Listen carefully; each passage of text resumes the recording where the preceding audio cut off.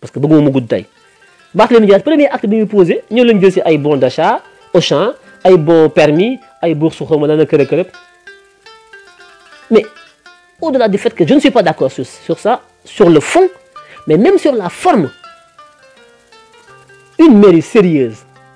une équipe municipale sérieuse bala ngay woote naan da ngay joxe dimbal yow war nga am la cartographie de la pauvreté de Dakar am des critères de sélection de qui a droit à l'aide sociale et qui n'a pas droit à l'aide kan moo yelloo ndimbal ak ku ko yelloowul day fekk nga am des fiches yoo xam ne doo ko établir selon ñii say militants lañ wala ñii duñ say militants da nga koy établir selon le degré de pauvreté des populations de Dakar yi nga xam ne yow yaa leen administré da nga am volet social ok nga taxawal ay critères yoo xam ne commission bi ko gérer dafay jël critères yooyu définir ko ba képp ku ko yelloo moo xam boo ànd ak Macky Sall sax yelloo ndimbal ñu jox la ko parce que xaalis bi Macky Sall moomu ko Barthélémy Dias moomu ko askan wee ko moom ni may critiquer Macky Sall ci bourse sociale bi mu koy politiser pour bëgg ñu ko voter may dal ci kawam guddeeg bëccëg moom Macky Sall ñu jëlee suñu alal di ko politiser noonu laay dalee ci kaw Barthélémy Dias bu ko defee bu ko Ousmane Sonko defee noonu laay dalee ci kawam li ñëpp bokk kenn du ko jël di ko politiser boo ma joxee sa carte boo ànd ak man ma compal la boo ànd ak ma dal sa kaw maire yi Sénégal yëpp yéen ñëpp laay waxal surtout yéen ñi ngi soog a fal opposition bi du ma ci raté kenn lu ngeen xam ci maire yi woo leen ma ko ngeen wax ma ko du moom j'épargnerai personne il faut que ça cesse dafay arrêter par force Barthélémy Dias lan la wax ci page Facebook boppam de waxul sax jaarul sax ci maire bi de ñëw leen kan mooy ñëw Bart kan mooy ñëw bourse ngay joxe koo koy jox góor nga ko jox wala jigéen permis yi koo koy jox góor wala jigéen bon d'achat yi koo koy jox góor wala jigéen ñan kii toog ci sa page rek venez y a combien de population à Dakar suba mairie Dakar bu ñu deful ndànk scandale bu rëy dina fa am parce que bu ñëpp fàqee ñëw mu nekk benn débordement benn insécurité benn lacrymogène yi naaw police yi ñëw kër jàppal bàyyi mu nekk débordement parce que Barthélémy Dias n'a pas été professionnel il est dans la politique politicienne ça c'est pas bien il faut être professionnel nga dressé sa liste teg say critères ut commission bu ko gérer commission bi dressé liste bi commune par commune nga xool ña fa gën a sonn ñi ko gën a yelloo selon les critères yi ngay teg mu nekk des critères objectifs nga dressé liste bi publier ko officiellement sur le site de la mairie ne yéen ñii nga xam ne yéen a nekk fii ak fii ak fii ak fii ak fii vous êtes appelés demain à vous rendre à la mairie wala sax pourquoi ñu rendre à la mairie que la mairie ne leen ko yóbbul on n'a pas besoin d'aller à la mairie comme on n'a pas besoin d'aller au stade mais vous pensez mais yéen vous ne pensez pas au travail vous pensez que les gens suñu yeewoo amuñu dañuy toog di xoole ba ngeen jàpp ne da ngeen di toog ci seen bureau climatisé yi di leen convoquer dans les stades comme ni ko Macky Sall defee Barthélémy Dias xëy leen ñëw maire yéen ñëpp nit ñi di buuxante amuñu xaar embouteillage yi mais arrêtez votre façon de faire de la politique il faut arrêter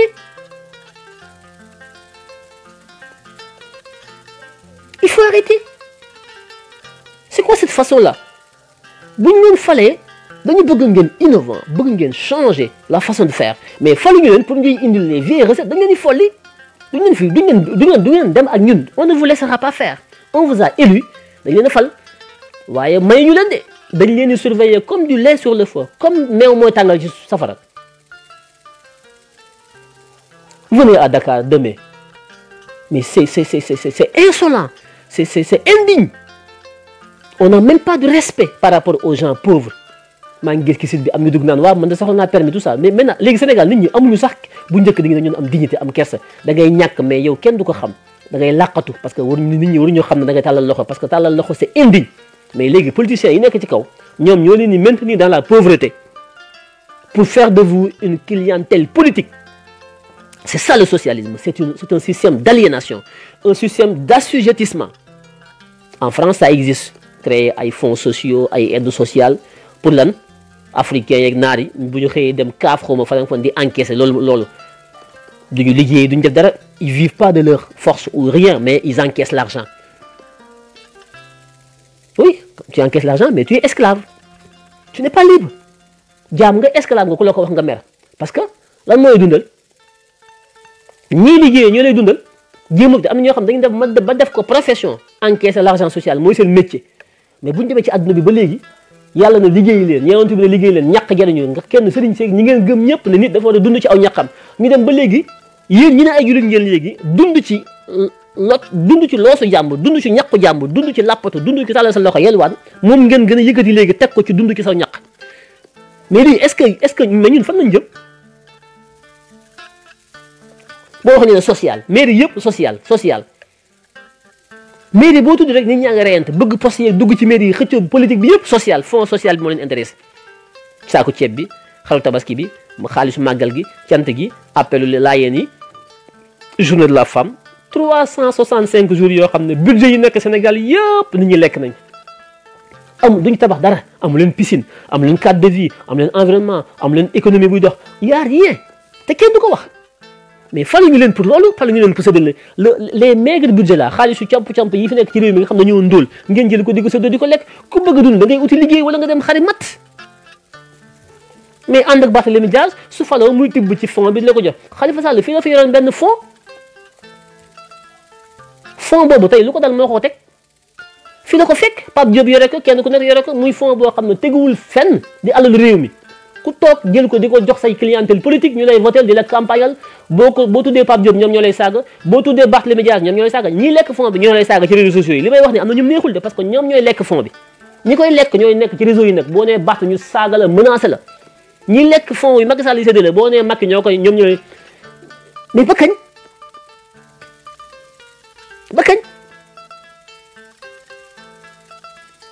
làppato yi ñooñu ci làppato yi lañ bokk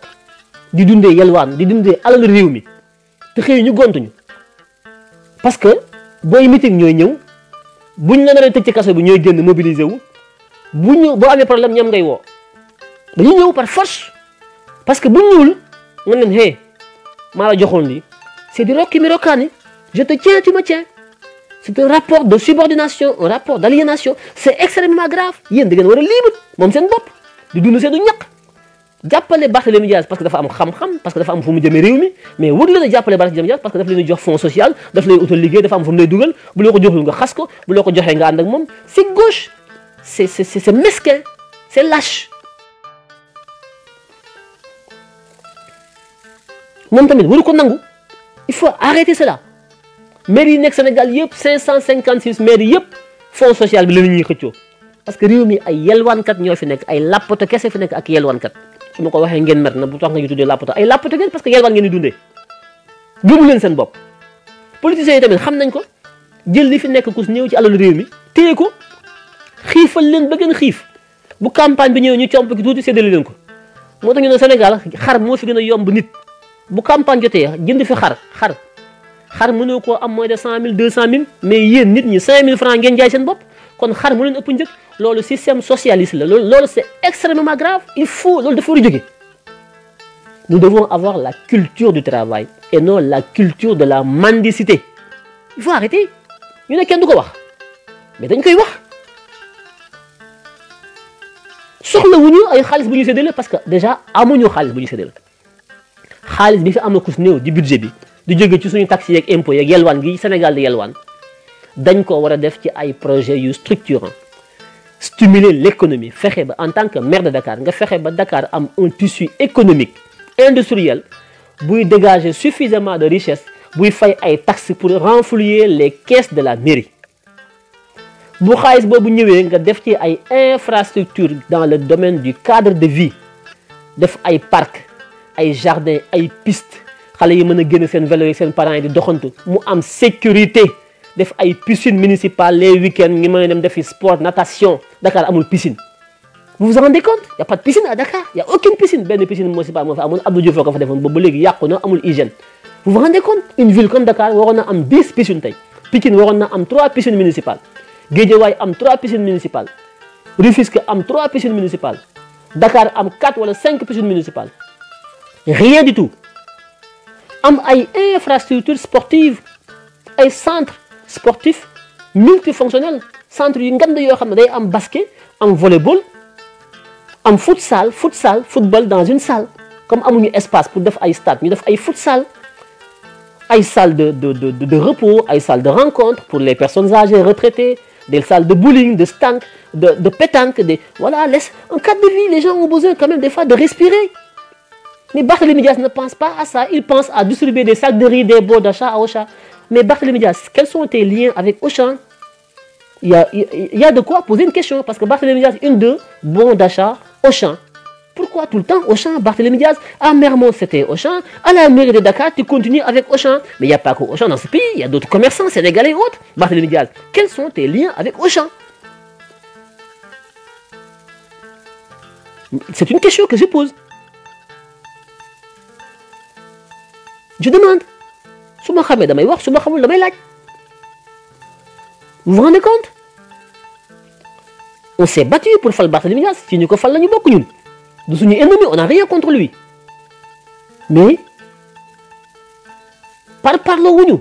man su may ànd ak Barthélémy Diaz ki dëgg lay ànd ak moom su may ànd ak Sonko ci dëgg lay ànd ak moom man Sénégal mooy sama parti. Il faut que mu leer. Que Barth nous dise quels sont ses liens avec Auchan. Parce que nous savons que Marième Faye Sall a des liens avec Auchan. Ça, on le sait. Mais Barthélémy Diaz doit nous dire quels sont ses liens avec Auchan. Il y en a qui disent que dafa am benn tool benn ferme di fa bay ay affaire des produits des légumes yu mu fay bay di ko jaay Auchan. Auchan mooy jënd ay produits mais Barth loolu néew ma am na néew ma amul dégg naa ko dama bëgg Barthélémy Diaz nga wax ñu parce que bëgguñu ay scandale. Scandale moom la ñuy xeex Macky Sall ba nga falu yow Barthélémy Diaz. Scandale moom la ñuy xeex Macky Sall ba Ousmane Sonko falu scandale yi am ci réew mi moo tax Yewwi Askan Wi taxaw Yewwi Askan Wi nag Barth Yewwi Askan Wi la tudd Yewwi Askan Wi tuddul tënk askan wi de Yewwi Askan Wi du jël alalu askan wi téye ko ci kaw xiifal leen ba ñu xiif ne leen ñëw leen Dakar suba ca mairie ba yéen ñëpp ma sarax leen. Il faut arrêter cela, c'est pas digne, c'est indigne.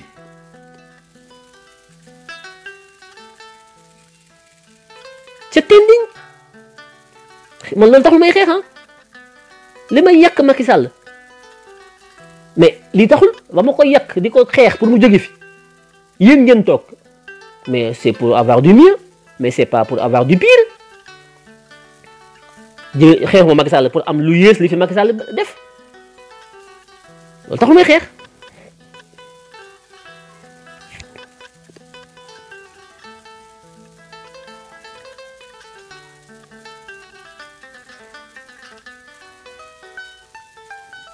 loolu taxul may xeex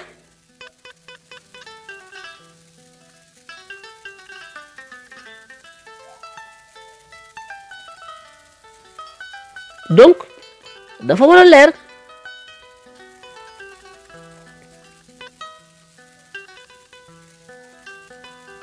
dafa war a leer Auchan nag benn mbir bu rëy la mais dafa am loo xam ne ngeen ko war a xam ndax Sénégal am na loo xam ne ba léegi xamuñu ko Auchan marque la franchise la tubaab yi ñoo ko moom mais tubaab yi marque bi lañu moom yéen ñi may déglu tey jii ku ci bëgg a ubbi sa Auchan mën nga dem ci Auchan nga def ak moom convention signé convention de franchise bi ubbi Auchan moomal ko sa bopp Auchan di am ca la ngay jaay temps waaye produit yi marque yi ak ni ñu koy defaree boutique bi ni muy mel standard boobu Auchan moo koy gérer dafa am ay équipe yoo xam ne boutique bi yow mënoo ko tabax nu mu la neexee magasin bi rayonnage bi ñoo koy def produit yi nga fa jaay yëpp Auchan moo koy choisir Auchan mooy remplir sa boutique Auchan dafa am ay centrale d'achat Auchan mooy jënd produit yëpp moo la koy joxaat nga jaay yow nag mën ngaa moom Auchan bi ci kaw yaa ko ubbi tout ça mais Auchan moo lay joxal lépp clé en main yaa yor exploitation bi soo amee bénéfice Auchan da ciy am temps moo tax am na ay sénégalais yoo xam ne ñu ngi nekk ci biir Sénégal nekk ay actionnaire ci biir Auchan am na yenn Auchan boo ci gis bokkul ak morom jikki ko moom.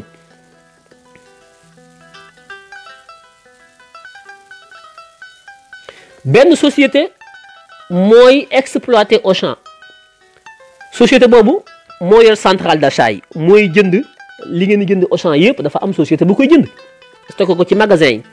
ñu koy soog a yóbbu ci biir magasin Auchan yi ngeen xëy di ko fa fekk avant muy ñëw foofu dafa am feneen fu muy dem am na fu ñu koy paqueté fi ñu koy paqueté fi ñu koy jenc ci frigo yi ñi koy jënd ci tool yi di ko indi foofu ay dépôt la yoo xam ne bokkul ak magasin bi loolu benn kuréel moo ko yore bu ñuy wax buñ tuddee Auchan Rétal Sénégal Auchan Rétal Sénégal boobu moo yore exploitation bi achat yi conditionnement yi transport yi mise en rayonnage yi yëpp moom moo koy gérer ak construction wu boutique Auchan yi magasin yi yëpp standard kenn amul droit tabax Auchan nu mu la neexee fu mu la neexee dafa am ay normes dafa am ñoom ñoo koy gérer mais am nga droit ñu ne man damaa bëgg boutique Auchan marché Sandaga am nga place ñu ne waaw ñu ne ana place ñu ne kii ñoom Auchan ñooy jënd place bi ñoo koy tabax ñooy def lépp boo paree ñu jaay la franchise bi jox la franchise bi nga joxe xaalis jox la franchise bi ne nag saa yoo poulet bi nga jaay ñoo la koy indil boutique bi ñoo koy defar ñooy defal lépp waaye saa yoo jaayee bénéfice temps ñun am nañ ci temps loolu mooy franchise société bi nga xam ne mooy franchise bi muy Auchan Retail Sénégal moom moo yore loolu boobu société boobu laa bëgg a xam lan la seqat Barthélémy Diaz sama jigéen tamit sama jigéen léegi sama jigéen la Dior Diagne maître Dior Diagne moom sama jigéen la moom dama koo xeex ba léegi dama koo fan parce que non maître Dior Diagne du nit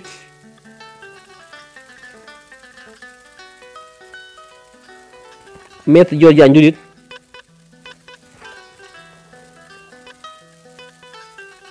moom dégg naa ne actionnaire la ci Auchan Retail Sénégal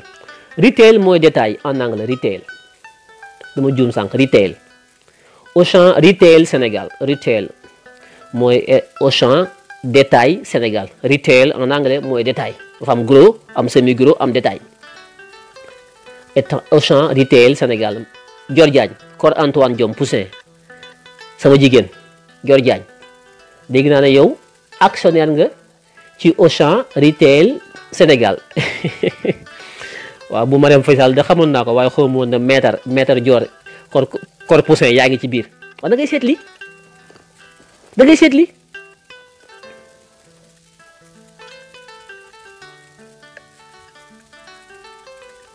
da ngay seet li le socialisme est un système d'aliénation, un système d'assujettissement, un système de paupérisation et un système clientéliste politiquement. Moi, je me bats pour libérer les esprits. Je me bats pour que nit ñi am seen dignité. Bëgguma làppato bëgguma ku yelwaan bëgguma ku ñuy sarax bëgguma koo xam ne dañuy jël alalam téye ko ca kaw xiifal ko ba mu xiif ñëw woo ko ne ko ubbi sa gémmiñ mu ubbi ñu sànni ci benn doomu gerte ne ko sàqamil ba noppi ne ko nag bu élection ñëwee boo ma votalu doo sàqami waat loolu lay xeex mbuumu jaam googu laa bëgg mu dog te lii Barthélémy Diaz def dafa nuru loolu moo tax ma bëgg koo teel artu mi ngi soog a tàmbali na ko teg ci suuf wala duñu am jàmm maak moom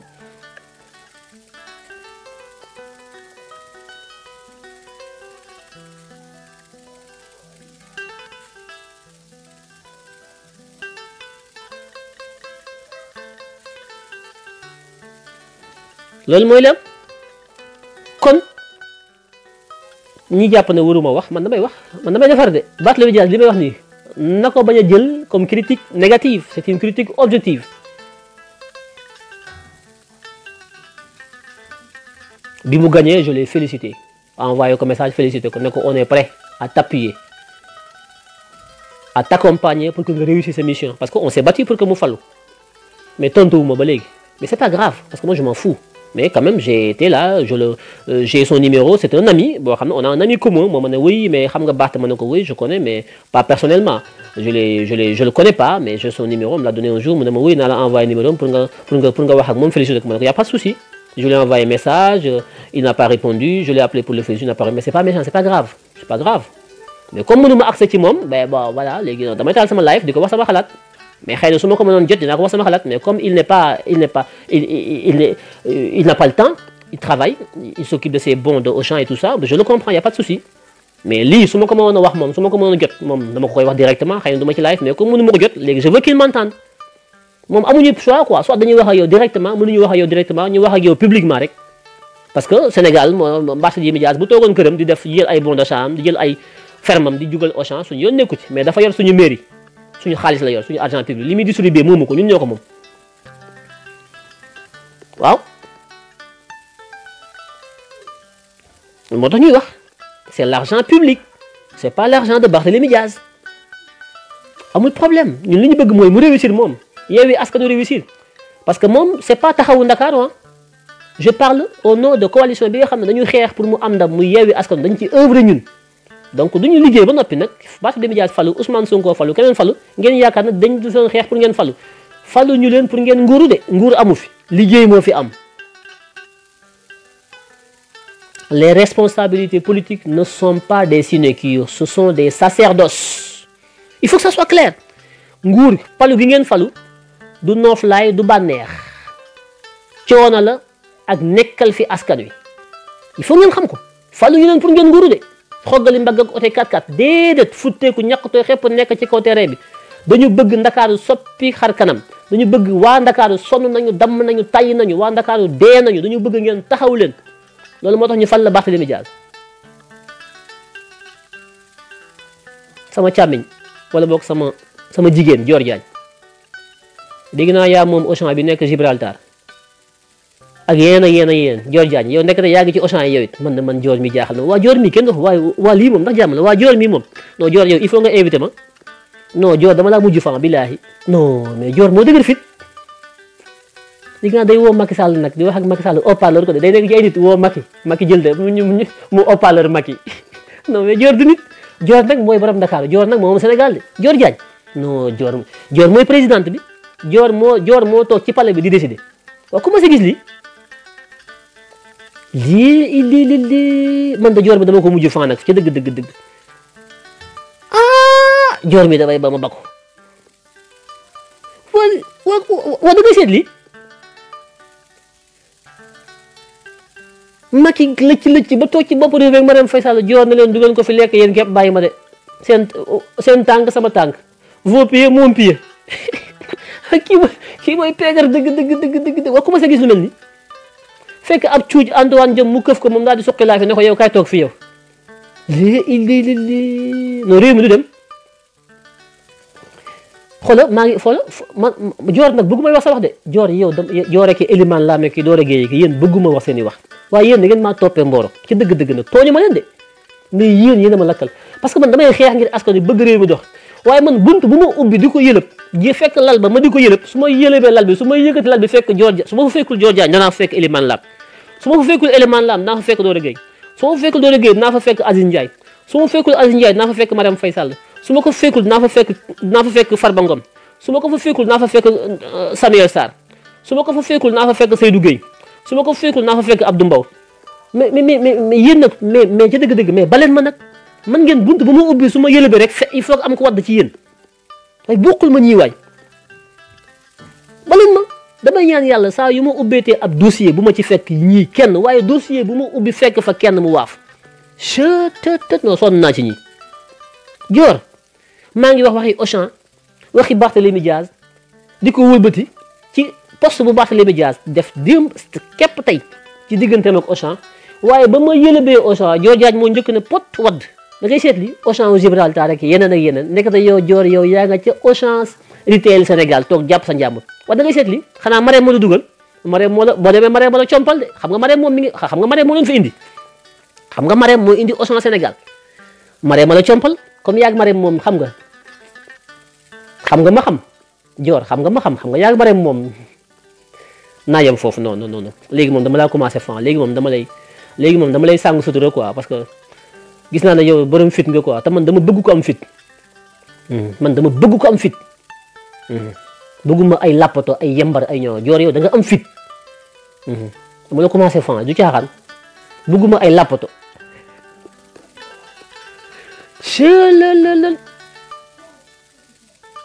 maa ngi wax Auchan ndekete Dior moom ma nga ci Auchan gi moom naan na ci Auchan gi ba mandi moom jàpp njàmburam ma nga ca société d'exploitation ba noppi nag am ay Auchan am toog jàpp njàmburam di encaissé moo tax kay ngay génn ay Bugatti xaw ma lan ay voiture de collection ci digg Ndakaaru nag yow Dior Diagne waaw Dior mii moom di ngeen wax ci moom génn ab Bugatti am xaw ma ab Bentley am xaw ma Porsche am la xaw ma Rolls Royce voiture de collection teg ko ci digg Ndakaaru nga xam ne gannus képp la moom mu teg ko ci digg ba ay waay Dior Diagne waa da ngay seet li Dior mii man da jaaxle naa lii nit ñi lekku ñu naanuñu amuñu ñun ñaa ngi yelwaan ji dund ci buntu Auchan yooyu Dior moom génn ab voiture de collection am na nongu ca kaw photo wu sànni ci réseaux sociaux yi wax da ngay seet lii fu réew mi jëm da ngay seet lii Dior taxaw mën a jóg de live bi du woon yow de Barthélémy Dias ki Auchan ki ay bonam yooyu mu joxe moom moo taxoon a jóg Barth moo di sa bopp de parce que man damaa mën a yële bi mbir de te damaa am ay réseau yu tàng Barth bu ma la yële balee Barth xaritu Ali Mané Barthélémy Dias xaritu Ali Mané Barth moytu sa bopp de bëgguma dal ci sa kaw nag bëgguma yëlëb say dossier Barth moytu sa bopp de ba ngay nekk Mermoz bon Mermoz c'est une petite bourgade bu ndaw amul enjeu mën a garaawul mais mairie Dakar nag Barth du caaxaan damaa xeex ba nga falu ma bëgg nga liggéey te bàyyi yenn yi Barth xaritu Ali Mané moytu sa bopp Barth moytu sa bopp de doomu Jean Paul Diaz conseiller Macky Sall ci palais bi gis naa barki démb nga ànd ak Khalifa Sall léegi foo dem nga ànd ak Khalifa mu mel ne Khalifa mooy meeru Ndakaaru Khalifa daf lay def ombrage loolu baaxul ci yow Khalifa na la bàyyi nga liggéey nag na Khalifa bàyyi Barthélémy Dias liggéey faluñu Khalifa Barth lañu fal fooy dem jagar-jagari yóbbaale Khalifa loolu baaxul ci yow léegi nekkatoo ci campagne nekkatoo ci politique léegi da ngaa war a liggéey Khalifa na toog bala nga liggéey à moins que nga am projet taxawu Ndakaaru yàgg Khalifa projet yoo xam ne gis commencé naa ko gis ci seen i position attention bu leen fàtte li leen fal Barth li la def maire bu ko fàtte de dama lay yóbbante boobu yàgg Khalifa attention bu leen fàtte li leen fal consolider la coalition Yewwi Askan Wi moo fal Ousmane Sonko moo la fal Barth ku fàtte li la fal nag bise ngi ci bisi ku fàtte li la fal bise ngi ci bisi gis naa la foo dem yóbbu Khalifa def nga ko maire honorifique d'accord c'est très bien waaye Khalifa nag la toog ca kër ga nag garder njaboot gi te bàyyi la Barth nga la liggéey nekku leen ci campagne permanente de politique politicienne de taxawu Ndakaaru du mouvement taxawu Ndakaaru du association taxawu Ndakaaru du parti politique taxawu Ndakaaru amul benn existence légale Khalifa Sall bi koy diriger il n'est pas éligible il n'est pas électeur il n'est pas éligible Barthélémy Dias ci cadre Yewwi Askan Wi nga nekkee candidat ci nga falo kon candidat wu Yewwi Askan Wi nga mairie Dakar Yewwi Askan Wi nga doon te mairie Dakar waa Dakar yépp nga éviter les étiquettes éviter de vouloir tirer la couverture vers son côté soo ko defee tu vas te brûler les mains ñi la fal ñi ci ëpp duñu ay waa taxawu Ndakaaru ñi campagne pour nga fal ñi ci ëpp duñu waa ay taxawu Ndakaaru il faut savoir raison garder arrêter cette façon de faire de la politique politicienne en permanence c'est un conseil que je donne à Barthélémy Dias na leer de yat yi xeex Macky Sall du pour Macky Sall rek yat yaa ngi ñu teg fii yat yi du damm yatu kel la dañ koy yëkkati bu xeex jotee bu xeex weesoo ñu teg ko waaye bul yaakaar na yat yi dañ koo xambee cindi wala ñu damm ko xamuñu benn yat xamuñu yat yëpp ñu téye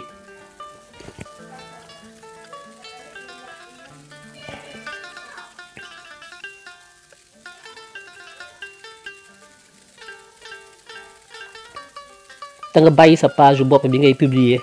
di wax ay taxawu Ndakaaru yooyu il faut communiquer dans le cadre de Yewwi Askan Wi Déthié Fall ngay ca Yewwi Askan Wi gore bay bëgg a dee yor Yewwi Askan Wi di jóg ko daanu di def lépp def ay communiqué au nom de Yewwi Askan Wi lépp nekk ci Yewwi Askan Wi waaye boobu ba léegi bi nga faloo ba léegi Barth taxawu Ndakaaru lay gis couleur taxawu Ndakaaru turu Barthélémy Dias Khalifa Sall Barthélémy Dias Khalifa Sall Barthélémy Dias attention nous allons vers des législatives nous avons besoin de rassembler nous avons besoin d'être ensemble mais ci dëgg de lu leer laa leen di wax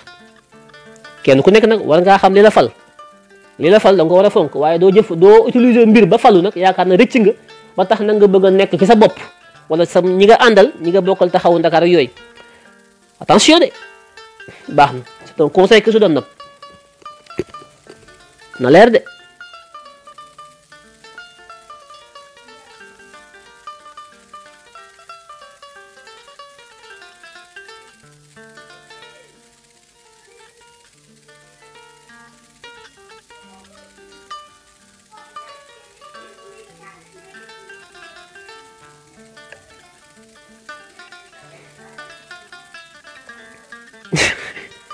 dégg nga de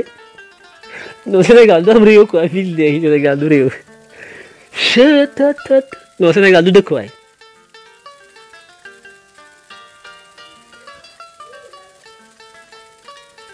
bon il y en a qui sont contre la coalition loolu moom yaakaar naa wees nañu ko la coalition elle est là on a besoin d'être ensemble mais dans la vérité et dans la transparence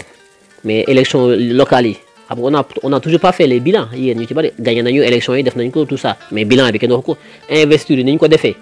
dafa am lu ñu ci war a jàng lu bëree bëri man am naa ci ay retours yu bëree bëri ci ba ci mairie Dakar bi ni ñu ko taxawalee liste yeeg ak ni ñu génnee ñuy dugal ñeeg yooyu j'espère que du am ci législative yi waa taxawu Ndakaaru yi seen taxawaay man défendre naa leen am na ñoo xam ne Grand Yoff ba Khalifa Sall ne candidat mooy jàll waa Pastef fi ne du jàll dama dal ci kaw waa Pastef fi ne leen li ngeen def du dëgg du yoon dañu leen war a dàq sax Pastef parce que ñoom leader yi mënuñu nekk au sommet am lu ñu bàyyil Ousmane Sonko fële yéen ngeen du ngeen bàyyi lii Khalifa Sall loolu wax naa ko ci live fii pour te dire que man parlowuma ba waa Grand Yoff ñenn ñi génn ànd ak Boubacar Camara tout ça parce que bëgguñu maire ba fa nekk parce que Khalifa Grand Yoff la dëkk maire ba may leen yooyu yëpp gëm leen c'est pas grave ànd leen ci loolu parce que ñoom it dañuy jàppalante leader yi ma bàyyi la fii nga bàyyi ma fa fii mooy sama fief tout ça mais mairie de Dakar moom nga xam ne ñoom ñëpp fa daje nañ ko laxasee am na ci yoo xam ne du ma ko wax fii mais Bart yow xam nga man xam naa ñi nekkoon autour de yow ñu leen def liste yi xam nañu ndax ngeen defalee liste yi ñi ngeen dugalee ñii génn ñii ak lobby bi ci am ak yooyu yëpp il faut arrêter cela il faut être sincère il faut respecter aussi les autres nit bu ngeen àndee àndu nawle da ngeen war a respecter te joxante cër ci àndu nawle boobu moo tax ba waa Pastef ne du ñu ànd ci candidature Khalifa Sall bi nekk Grand Yoff ma ne leen du dëgg Khalifa suñu nawle dañ ko war a respecter dañ ko jox candidat bi ngeen jàppale ko mu falu way def fi dara man leen yooyu yëpp bu leen ko toppatoo parce que coalition la bu doon parti Pastef képp da ngeen samp seen candidat mais comme da ngeen d'accord dem ci coalition te ñëpp mënuñoo falu il faut que am ñu toog am ñu kii Khalifa ñaan na Grand Yoff fa la dëkk nañ ko bàyyi mu samp fa candidat leader yi may nañ ko ko yéen base bi bu leen ko bañ waaw nga ne lan am na ko bind na Khalifa Sall ne joue pas en franc jeu on verra man j'accuse pas les gens sans on verra pour l'instant il a ma confiance Khalifa Sall jusqu'à preuve du contraire on le jugera au fait gis naa Antoine Diome démb ba mu demee ca Layene di jeexal discours am naan du ma tëj sama discours bi te remercier yu ma le ministre Khalifa Sall ma ne ko Khalifa Sall kañ la nekk ministre le ministre Khalifa Sall ma ne ah lii de lu bees la Khalifa kon dafa nekk ministre te yëguñu ko man yëguguma ko Antoine Diome moo def discours am ba mu jeex du ma tëj sama discours bi te remercier yu ma le ministre Khalifa Sall et le maire de Dakar Barthélémy Dias moom Antoine Diome jaarul ci tur bi maire de Dakar donc la ko tuddee waaye tudd na moom Khalifa Sall Khalifa Ababacar Sall le ministre Khalifa Ababacar Sall Khalifa nag xaw ma dañ koo dig ministre wala da koo nekk te yëguñu ko xam nga Macky moom dafa yor ay décret yu bari di nommé am na ñu bari ay ministre conseil yooyu te kenn xamu leen ndax décret yi du ko publier damaa xamul ndax Khalifa dafa nekk ministre conseiller de Macky bu ñu yëgul wala daf ko war a nekk ci gouvernement bu bees bi war a ñëw xanaa du ministre du Khalifa ga ca Abdou Diouf ga lay wax loolu yàgg na di Khalifa nekk na fi maire di xanaa bu ko doon woo sax di ko jox ndom ba tànk cër di ko sagalee da koy jox ndom ba tànk bi mujj nekk mooy Khalifa le maire de Dakar wala Khalifa le maire honorifique di ko Barthélémy Dias def barki démb sax waaye ministre la wax de mu nekk rek lu ma intrigué xaw ma lu tax mu def ko moom Antoine Diome cuuj kor joor mi nga xam ne moom Auchan Gibraltar mois de mars bi coow li baree joor dégg naa bi Auchan bi coow li baree mois de mars bee passé Dakar gépp tàkk dangaa woo sa xarit sa càmmiñ Moussa Fall ak xaritam le colonel Diack ngay leen nañ la sécuriser sa Auchan bi ci Gibraltar nañ ko sécuriser bu mu tàkk gars yi commencé ko sécuriser gendarmerie nga jékki-jékki ne leen buñ ko sécuriser sax na gendarmerie bi dem gars yi dem ndekete li nga ci jublu mooy na Auchan bi tàkk gars yi yàq ko comme ça assurance yi fay xam nga bu amee ay dégradation vandalisme assurance yi dañuy fay xaalis bu weex tàll moo tax joor bi mu ne nañ ko sécuriser càmmiñam yi Moussa Fall ak Dior Diagne ak colonel Diack daal di yónnee troupe yi gendarmerie dem daal di koy sécuriser ba yàgg joor dem non bu ñu ko sécuriser nañu dem na gendarmerie dem pour bëgg Auchan bi yàqu comme ça bu yàqoo moom bu ko assurance yi fay mu surfacturé léegi naa xaalis bi wax tal lañ ko ci fay de ay joor moo man affaire de bi lay joor mii du yore waaye ci poli yi la ak man affaire wa da ngay seet lii non man da Dior Diagne mi nag ëllëg na ma nag Dior Diagne mi jaaxal na ma de fekk nguuru jàmbur Macky Sall ak Marième Faye Sall nga na saraax ci biir nguur ga toog na faax ñoo ne xëy bokk ko ci ngeen leen déedéet teg leen ko fi du ngeen ko jal du ngeen ko jiiroo jal ko lekk ko yéen képp dama koy lekkandoo yéen ba mu set waaye jal ko ba mu kawe ngeen bëgg koo jiiroo yéen képp lekk ko maa lànk man Dior Diagne dama ciy mos par force o commencé gis lu mel ni commencé gis lu mel ni waaw atelier mag Dior Diagne waay gis nga de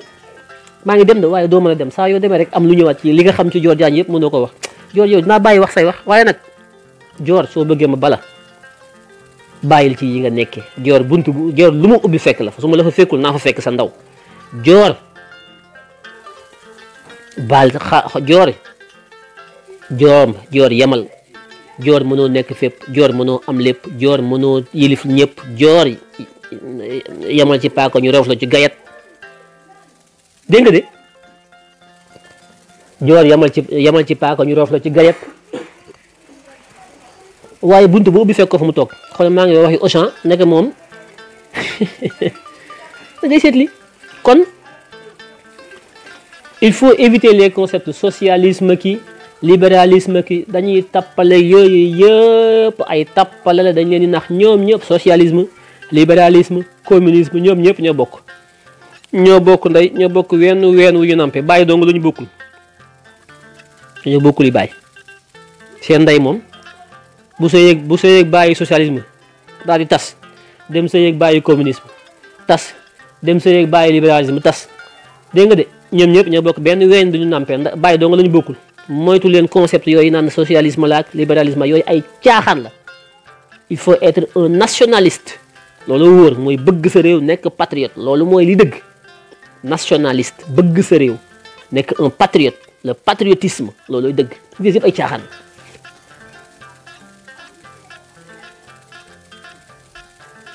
joor mu ngoog moom joor moom xorom la maanaam xanaa ku sa docteur tere xorom yekk yaa mën a mucc ci joor waaye joor bu ku feebarul ba sa docteur na la bàyyi wàññil xorom loo mos da nga ca fekk joor ndax joor moom mooy xorom ci cin ku ko wet laaj ko Marième Faye Sall ak Macky Sall joor mooy wala nga laaj ko Poussin jooree xorom ci cin commencé gis lu mel ni man sax mënumaa mucc ci moom fi mu toll nii dégg naa mi ngi may tëkk yoo xam ne mi ngi sama koo nee na bu ma jàppee dana xam ne lépp dëgg ma ne ko yow bis buñu tajee maag yow xam naa ni may def rek pour ñu juba maag yow bis buñu tajee xam naa say feem xam naa say obi joor xam naa la de cadeau bi ma lay réserver suñ dajee maag yow bon kon di wax ne il y aura du parrainage ci élection législative day am parrainage Macky day indiwaat parrainage bi pour élection yi législative yi tey jii le bindu bi commencé inscription yi képp ku bëgg a voté ji le 31 juillet bii ñu jëm fii ak 4 mois commencé bindu bi commencé na tey soppi sa lieu de vote commencé na tey am carte d'identité ak carte électeur commencé na tey ñetti semaine rek lay am ñaar fukki fan ak benn képp lay am ñaar fukki fan sax la matul benn ñaar fukki fan képp lay am ku teelu te jóg léegi bàyyi ba semaine bu mujj ba ngay jóg di buuxante naan sama kii kërëb yaa ko teg sa bopp Sénégalais yi da ngeen a am habitude bu bon mooy bu ñu leen waxee mën ngeen a def lii mën ngeen a am lee du ngeen jóg de da ngeen di bàyyi ba bis yu mujj ya ngeen di buuxante jikko bu bon ngeen am du ngeen topp ne bu ngeen pare nag Macky Sall lii dañ maa xañ lii joxuñu ma sama carte d'identité fekk ba ñu wootee demu leen waa France am na lu mat 6000 xaw ma 8000 cartes électeurs yoo xam ne ñu ngi ci consulat France bi Paris sans compter yi nekk ci yeneen consulat yi kenn jëliwu ko ba élection yi passé ba léegi seeni borom jëliwuñu leen maanaam nit ñi voté wuñu lu mat 6000 xaw ma 8000 cartes électeurs yoo xam ne ma nga fa ak lu mat 5000 cartes d'identité seeni borom demande nañ ko noppi kenn jëliwu ko loolu tamit dañ ko war a wax taxaw naan wéy Macky Sall dafa téye d'accord Macky mi ngi téye mais buñ ñiy demandé buñ leen ko joxee du la ma duñ ko jëli dem voté ji ku wax lii tamit wax dëgg Sénégalais yi kenn xamul lu ñu bëgg boo leen xañee carte électeur bi ñuy yuuxu boo leen ko defaree duñ ko jëli lii tamit dañ koy wax du dëgg consulat yi ci sa Espagne consulat wu Italie consulat wu New York consulat wu Paris diaspora bi yëpp consulat yi carte d'identité yaa nga fa taxaw ak carte électeur yi nga xam ne ñi ko demandé woon boobaak léegi mat na ñetti at carte yaa nga fa ba léegi kenn jëliwu dañuy bàyyi bañ na suba la élection wala suba la liste bi di jeex bindu bi ñu jóg nag dem sonal waa consulat bi di fa xuloo ko xeex yàq lépp Macky Sall fekk am na ki lu Macky Sall def mais am na ki loo xam ne yéen la du dëgg du yoon waxtaan wax dëgg mais mën leen def leen neex bu ngeen demee ba soxla ba jóg nag ñu ne leen mën leen ko ngeen na Macky Sall am na loo xam ne Macky la mais am na loo xam ne du Macky Sall yéen la parce que wax tamit dëgg par parloo gi moo ñu yàq jóg leen dem jëli seen carte yi nga xam ne defar nañ ko ba noppi ci consulat yi ku amagul dem leen ci consulat yi ci semaine bii nga fexe ba bindu am sa carte d'identité am sa carte électeur parce que ñaar fukki fan képp la bariwul de toog nag ba bisu élection yi ba campagne bi commencé lépp ñuy campagne nag nga naan waa mën na su ma rëccu su ma xamoon parce que xam nga ñoo xam ne dañuy nelaw rek dañuy bàyyi ba xew-xew donc la ñu topp comme weñ bu campagne bi commencé jour élection yi nga rëccu parce que loolu xew jamono boobu rajo yooyu yëpp ci loolu la ñuy wax nag sa xel nekk ci nag voté fekk ba nga waree bindu taloo mooy jamono bi may wax nii jot na de faale woo bindu bi faale woo carte bi waaye jamono dina ñëw ñu nekk ci biir élection yi war a voté nag nga bëgg ko lool fekk weesu na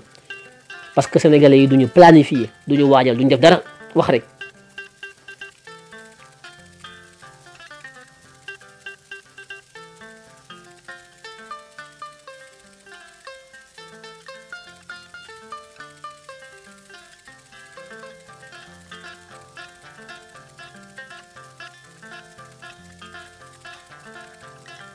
jóg leen ngeen dem bindu ji jóg leen ngeen dem bindu ji bindu bi commencé na tey fii ak ñaar fukki fan lay noppi fii ak ñaar fukki fan képp ku ko deful mënoo voté te élection yi dafa doy waar foofu laay jeexale mooy élection yi nga xam ne mooy député yi bu ci Macky Sall amee ndam Macky Sall day nekk candidat 2024 te loolu nekk na ko ba noppi décidé na ko ba noppi Macky Sall réunion na ak ñi mu war a réunion toog nañu ba tënk na Macky Sall moom day bokk 2024 loolu wax nañ ko ba mu dee loolu moom weesu nañ ko ñoom léegi naka la ñuy def ba loolu mën a jàll ci loolu lañ nekk mooy travaux yi nga gis 207 milliards yi jam ñaajo AIBD TER bi pont yi muy yëpp fi mu toll nii jeunesse bi muy dégagé di leen jéem a nax naan day wax ak ndaw ñi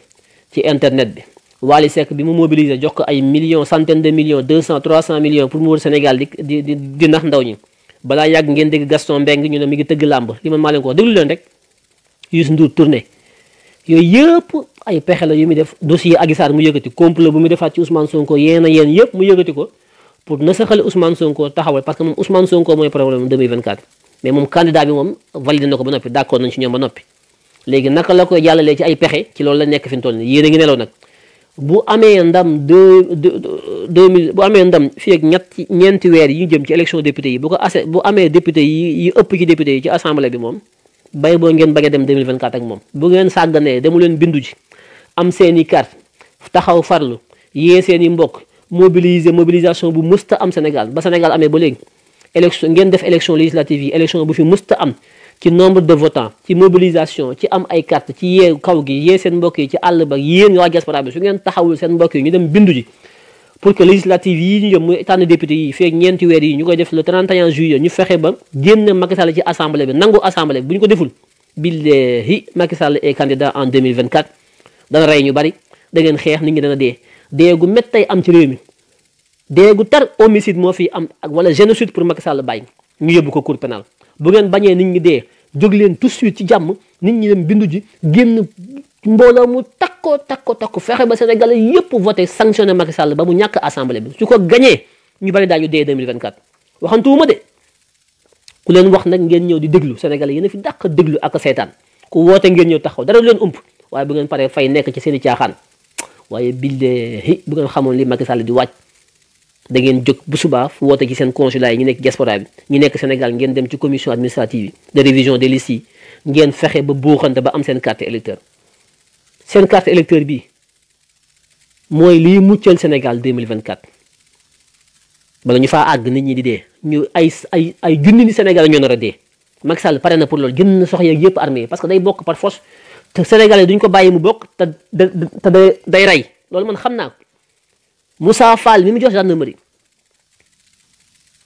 loolu moo tax mu jox ko gendarmerie bi pour muy rey Sénégal gépp la mettre sur écoute yéen moitié Sénégalais yéen ñëpp Macky Sall mi ngi leen di déglu colonel Diack bi nga xam ne moo yor loolu ca section de recherche colonel Diack mooy bras droit wu Moussa Fall colonel Diack gendarmerie section de recherche système d'écoute maanaam ni ñuy système écoute yi déglu gi ñuy déglu nit ñi moo ko yore moo ko Moussa Fall duñ tàqali ko ñi ngi teg seen i plan di teg jënd seen i ay arme di teg dégg seen i bomb ak yëpp ak nu ñu nar a rayee nit ñi génocide bi ñu nar a teg ci réew mi ñu ngi koy waajal ñi ngi déglu ñëpp nag colonel Diack boobu moo takk Anta Ngom doomu Babacar Ngom Sedima waa Ndengaleer foofu laa yem tey am na ñoom seen yeneen dossier yoo xam ne yor naa ko ci yeneen ay lu ñuy tere ci réew mi drogue beeg yooyu mais yooyu dinaa ci ñëw après parce que live bi loolu tax ko jóg mais loolu dinaa ci ñëw dossier spécial. bu ngeen juumee ba Macky Sall gagné assemblée bi góor jigéen gi moom bay ba ngeen xam ne député yëpp ay góor jigéen la ñu nekk su boobaa. Macky Sall bi ñu bëgg ne loi bii dañ ko bëgg diisal ngir góor jigéen jóge ci réew mi mu taxaw lànk ne da koy du ko voté ngeen ñëw ñu dem voté ji pour soppi député yi mu génnaat am député bu ëpp li mu amoon ba tax non kooku moom Sénégal du kooku loolu moom bu ngeen sàgg maa ngi wax nag li may wax faalewu leen ma da gëmu leen ma da ngeen dañ kumpa ñu ci bari dañ kumpa mooy fi ni li may wax toppatawuñ ko li may xamal ne toppatawuñ ko mooy su ma noppee ci wax gi li may wax du ma ko déggaat fenn yéen ñi may déglu ñi 520 personnes yi may déglu du ma ci gis kenn ku ci waxaat seetaan rek foo woote ñu ñëw bu tëggee sabar ñëw bu Wally Seck ñëw bu sëñ Mountakha woote ñu ñëw bu Mbaye Sy Mansour woote ñu ñëw bu Wally Seck woote ñu ñëw bu góor jigéen bi ñëw Sénégal moom seet loo woote ñu ñëw moom wooteel rek wooteel xàmmee wu ñu woote Mountakha ak weetu Wally Seck ak wootu Akhenaton yëpp woote la moom booy tëgg ñu ñëw boo paree ñu dem ci benn woote waaye li ngay wax duñ ci def dara ndax gëmuñu la waaye bu dee ñëwee ku nekk yuux waaye ba dee ñëw Macky ngi leen di waajal rey goo xam ne ci candidature bi parce que dafa am lu xew te xamu leen ko pétrole bi ak gaz bi génn ci Sénégal te 2024 boobu ci la ñu war a commencé di jaay pétrole ñoom dañoo jaay pétrole bi te pétrole bi génnagul Aliou Sall ak Macky Sall li ñu ci jaay dañ koo jaay ci 6000 milliards ak 450 milliards yoo xam ne moom lañ jaay licence yi dañ ko jaay 450 milliards Petro-Tim Franck Timis Aliou Sall ak Macky Sall li ñu jaay yépp ci seen i licence àgg na 450 milliards moom lañ jaay maa moomoon pétrole bi jaay naa la ko jaay ko tubaab bi waaye bañ ko jaayee tubaab bi ba noppi nag dañ caa yokk leneen ne tubaab bi nag bis bu pétrole bi commencé génn ba nga commencé ko jaay litre du pétrole boo jaay am naa ci tant centime ci ñaar fukki at wala fanweeri at xaalis boobee moom la BBC xayma ne waxuma ne liñ jaay dugal seen i poche muy 450 milliards ñeenti téeméeri milliards ak juróom fukk la ko Macky Sall ak Aliou Sall rakk ji ak Franck Timis jaayee waaye nag duñ ci yem dañuy am ay royalties dañuy am ay intérêt ci pétrole bi bu ngeen demee ba commencé ko jaay yéen ñi ñu jaay pétrole bi yéen bu ngeen demee ba commencé ko ŋacc di ko jaay litre bu ngeen ci jaay am nañ ci temps boobu bu ñu ko xaymaa ci ñaar fukki at yi loolu mooy 10 milliards de dollars yi mooy 6000 milliards yi ngeen dégg ñu naan mi ngi ci Aliou Sall loolu Aliou Sall encaissé gul 6000 milliards yi jëlagu ko mi ngi koy commencé encaissé 2024 moo tax ñoom 2024 xalaatu ñoo dem gis nga Aliou Sall taxawal na parti politique am nee na day xëccoo ji parce que Aliou Sall xam na li nekk ci pétrole beeg gaz beeg li koy xaar moog Macky Sall demuñu fenn dañuy rey Sénégalais yi guerre civile moo nar a am ci réew mi bu ngeen waajul jëlee fi Macky Sall ci assemblée bi feeg ñeenti weer yi bu ngeen bëggee mucc seen bakkan yi seen doom yi deret bañ a tuuri ci réew mi fexe leen ba nangu assemblée bi ci législative naa ci ñëwaat def ci ay live pour ngeen xam enjeu yi li tax Macky Sall bëggut a dem lu tax joojaan ji cëppi-cëppi lu tax Marième Faye Sall foo ko fekk mi ngi sëriñ si di xar fa fuufaak di ut ku mu liggéey ku mu kërëb loolu lépp parce que pétrole bi Aliou Sall ñuy tëbaka dal ñoom ñëpp parce que bëgguñoo dem bàyyi fi pétrole bi gaz bi nga xam ne 2024 lay tàmbali ne lañ ko commencé jaay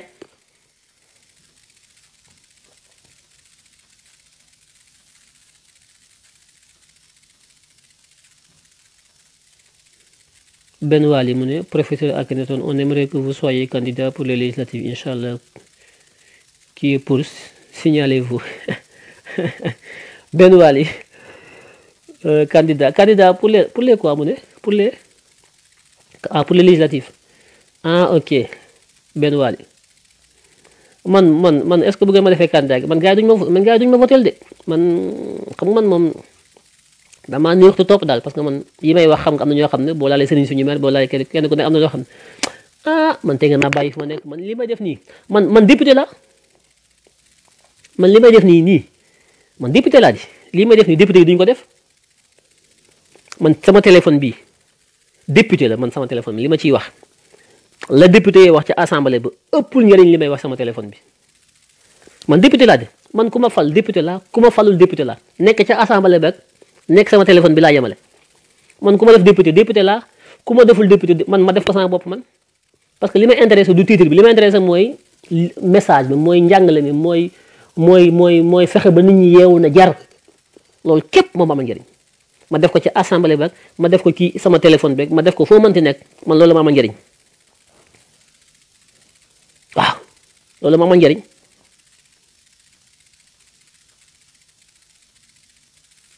bu ngeen juumee ba bàyyi ba Macky Sall am majorité ci assemblée bi élection yi fii ak ñeenti weer la mbindu mi pour mën a wote fii ak ñeenti weer tey la tàmbali te ñaar fukki fan lay am bu weesoo képp ku binduwul mënatoo voté fii ak ñeenti weer te ñeenti weer yii si suñu kanam muy mois de juillet ca njeexital ma le 31 ci la ñuy tànn yeesal député yi ci pencum ndaw réew mi nga xam ne loi yi fa lañ koy voté góor jigéen gi ñuy xeex fa lañ koy voté lépp fa lañ koy defee bu ngeen jógul fipp dem bindu ji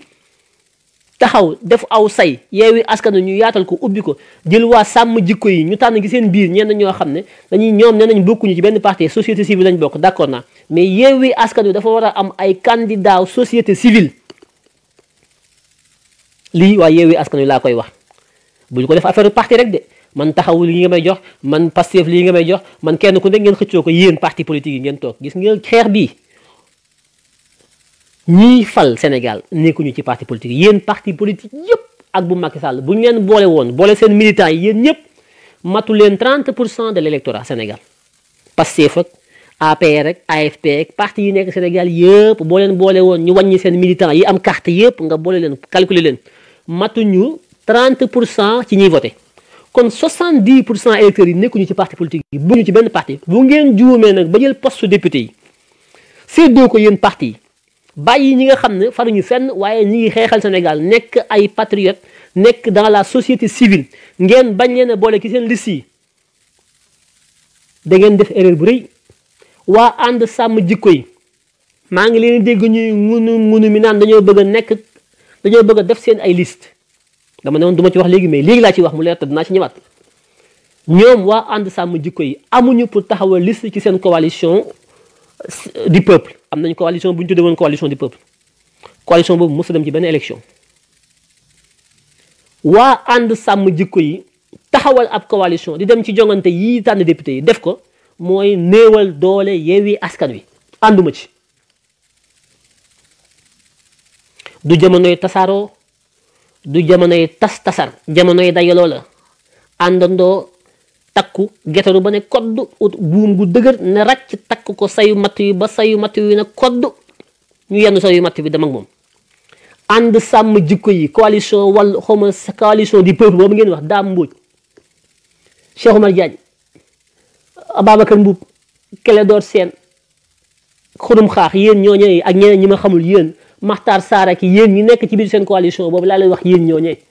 nee ngeen du ngeen politique yéen a ko waxoon parce que local dama bëggoon ngeen jëkk ànd ak ñun ñu xeex ngeen taxaw lànk na yéen du ngeen politique ngeen taxawee fële ne wànq bu ñu laal ci boppam mu dugal wala mbonaat bu ñu laal boppam mu dugal bopp bi ma mere leen ci lool ngeen du ngeen politique ngeen taxaw bàyyi ba campagne bi jeex politique bi jeex ngeen soog a dikkaat léegi nag dégg naa ci seen biir yéen a ngi ngun ne da ngeen a bëgg a taxawal seen coalition pour jongante yii nga xam ne moo nar a am mois de juillet pour tànn député yi may wax na yéen waa ànd sàmm jikko yi am ngeen place ci biir assemblée ba man gis naa leen fa taw da ngeen faa war a dem waaye nag naka ngeen fay demee loolu mooy wax ji fi ma d'accordul ak yéen mooy bu leen xalaat mukk di taxawal beneen coalition bu bokkul ak coalition Yewwi Askan Wi parce que bu ngeen ko defee da ngeen xàjjale électorat bi parce que man mii bu Yewwi Askan Wi amul bu fi nekkul woon tey sàmm jikko yi am liste dama leen di voter waaye nag comme Yewwi Askan Wi am na sàmm jikko yi bu ñu taxawalee seen liste nu may def damay am problème man dama naan ñoom ñaar ñu ko ma ci voter te ñoom ñaar seenu tàqalikoo doolee Macky Sall la kon sàmm jikko yi bàyyi leen li ngeen di xalaat ak nguni ut leen ñaar ba ñett ci seen mbooloo mi ngeen waxtaane ko ba juboo génne ko jukki ko ci turu société civile parce que yéen du ngeen politique yéen a ko wax de loolu laa gëm yéen ne ngeen politique mais nag ci réew mi ngeen bokk am ngeen droit nag bu ñuy jongante ci député yi ngeen dugg ci quota wu société civile mooy ñoo xam ne bokkuñu ci benn parti amuñu carte benn parti man mii di wax ak yéen awma carte benn parti man mii di wax ak yéen awma carte Pastef awma carte benn parti ku ma dégg yaakaar nag mais nag Ousmane Sonko mooy sama candidat de moom laay voté moom laa jàppale mais awma carte benn parti waaw kon nañ jël ci quota wu société civile boobu waa Yewwi Askan Wi jël ci waa sàmm jikko yi dugal bu ngeen ko defee seddoo bukki yéen parti politique képp bu ngeen ko defee musibaam lu leer laa leen di wax de li ma leen di wax nag je vous parle en connaissance de cause nañ ubbi Yewwi Askan Wi dugal ci ay membre société civile li bay wax lu ba xam la bu ngeen ko bëggee comme ni ko waa ñoom Barthélémy Dias waa taxawu Ndakaaru ñoom dañoo tàmm xëccoo ay poste ak ay position ñoom parti socialiste c'est comme ça ñoom ñu yéen Barthélémy Dias Khalifa Sall yéen loolu mooy seen défaut am na ñu ma xam diaspora bi ñoo xam ne ñoom soo yoon déggee ñu wax taxawu Ndakaaru ak Khalifa ñoom seen bopp dong la ñuy supporté ñoom Yewwi Askan Wi yittelu leen seen bopp lañu nekk loolu tamit remarque bu ma def la ci waa taxawu Ndakaaru yi ñu ngi ci coalition mais ci biir coalition bi ñoom ci seen jëmm yi lañ nekk ak seen candidat yi ñoom kese la ñuy supporté du xeexaluñu keneen amuñu esprit Yewwi Askan Wi waa Ndakaaru maa ngi koy wax Khalifa di ko wax Barthélémy Dias ngeen wax seen ñoñ ñi nañu gore bàyyi xëccooy poste yi ak investiture yi tayit bu ñuy wax ki turu Yewwi Askan Wi parce que moo ñu boole gor day nekk gor mënoo nekk ak say gor ngeen nekk ci mbirum ngor nga bëgg a beddi ko nekk ci sa bopp loolu du yëfi gor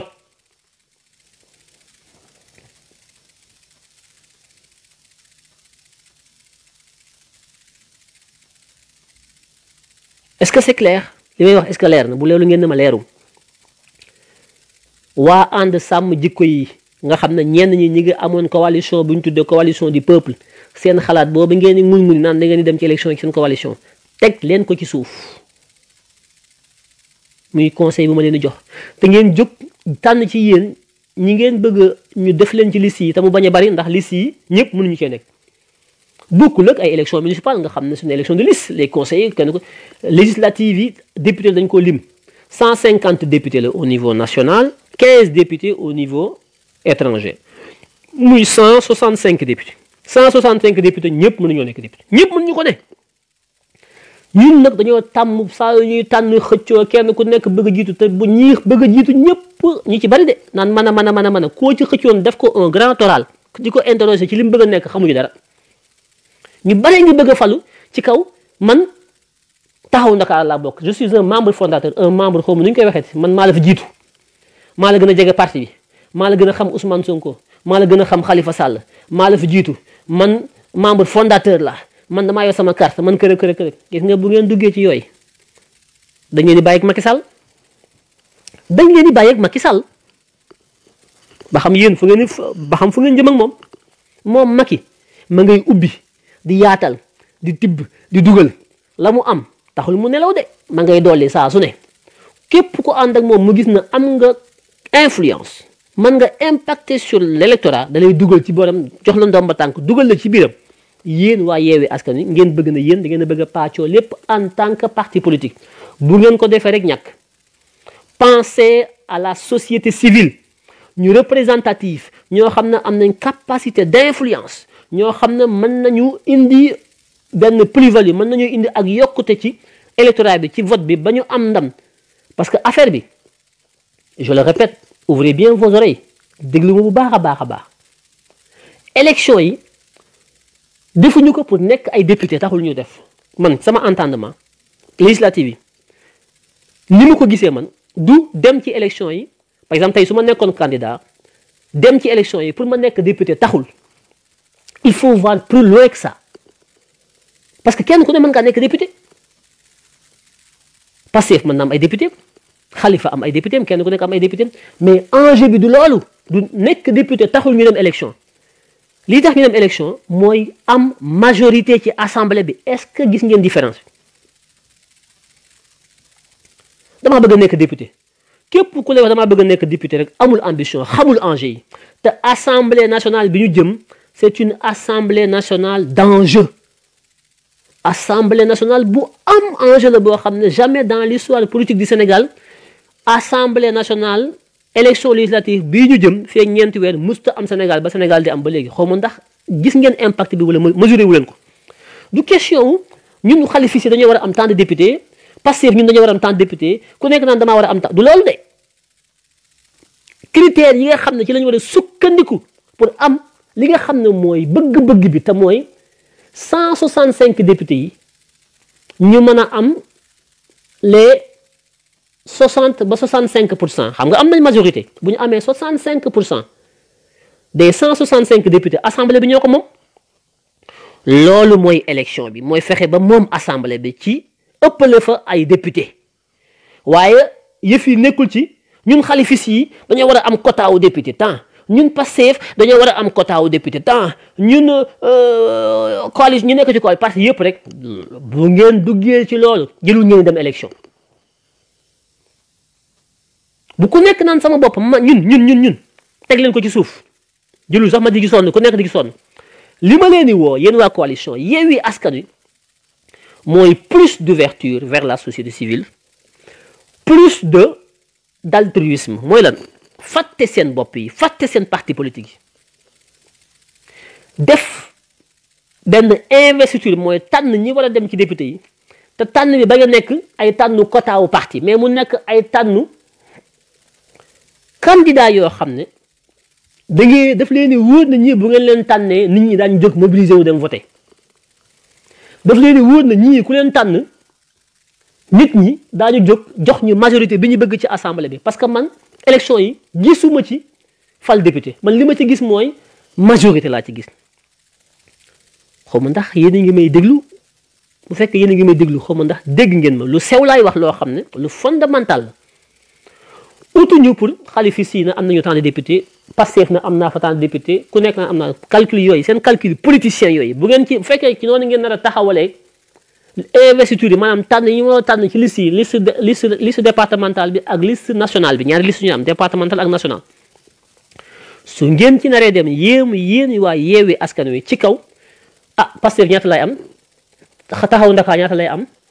PUR ñaata lay am parti Déthié bi ñaata lay am noonu saam nag wi ku nekk naan jox ma sama wàll maa jël tànk yi maa jël geen gi maa jël bu ngeen ko bëggee doxalee noonu bàyyi boo ngeen bañ a dem élection bàyyi Macky Sall mu gagné 2024 mu nekk candidat forcé ñu ko toog jël pétrole bi kii bi bu paree jox Aliou Sall duñ ci sonn parce que tamit nag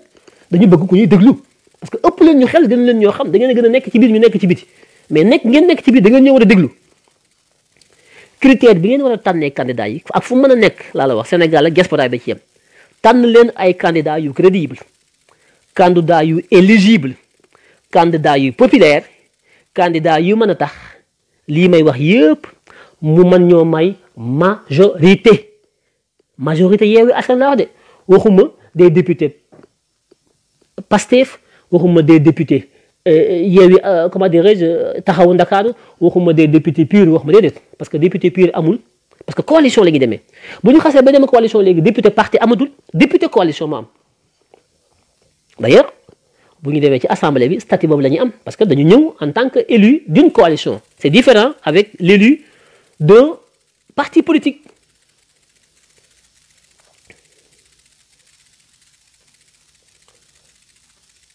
kon tànn bi bu ñu ko def en fonction des partis politiques nañ ko def en fonction des critères yu objectifs critères de sécurité aussi il faut que ñu sécuriser ñii dem ci assemblée bi lu tax ma wax ko ndax mën nga dem ci assemblée bi parti bu nekk dugal ay nitam ñu dem ba ca assemblée ba gagné assemblée bi nekk majorité Macky Sall dem ci biir assemblée bi jënd yenn député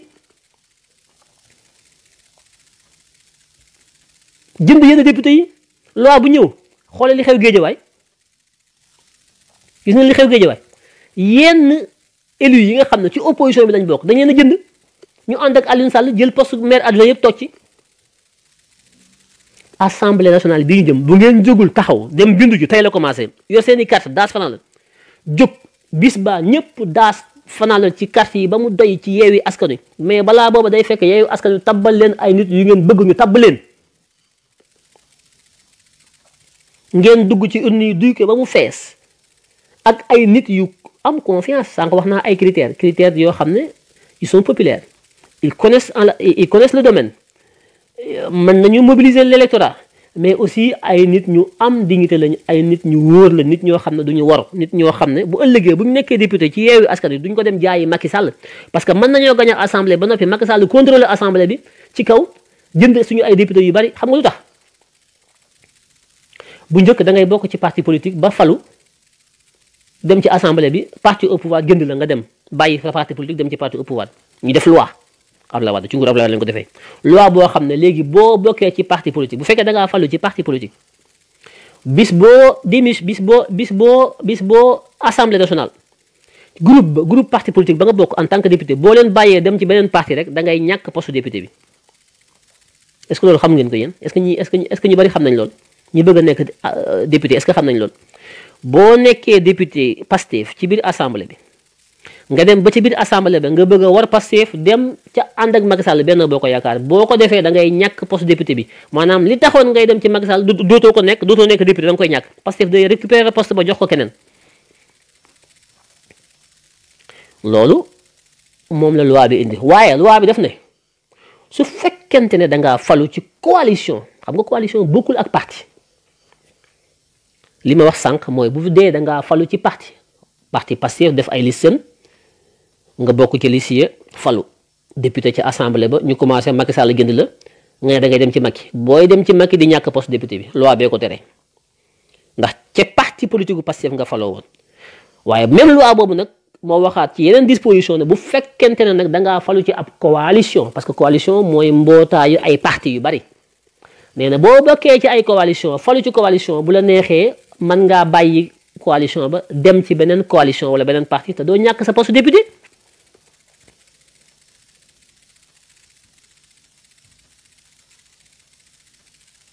Issa Sall bu PUR ba mu ànd ak Macky Sall dafa ñàkk postam ndax poste ba PUR ko moom parti ba